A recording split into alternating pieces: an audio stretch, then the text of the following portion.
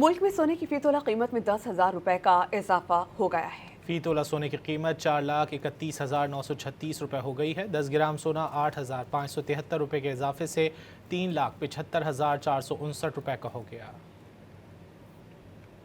मुल्क में सोने की फी तोला कीमत में 10,000 रुपए का इजाफा हो गया है। फी तोला सोने की कीमत 4,31,936 रुपये हो गई है। 10 ग्राम सोना 8,573 रुपये के इजाफे से 3,75,459 रुपये का हो गया।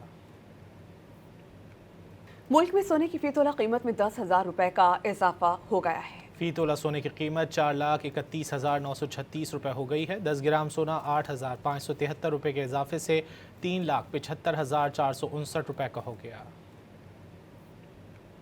मुल्क में सोने की फी तोला कीमत में 10,000 रुपए का इजाफा हो गया है। फी तोला सोने की कीमत 4,31,936 रुपये हो गई है। 10 ग्राम सोना 8,573 रुपये के इजाफे से 3,75,459 रुपये का हो गया।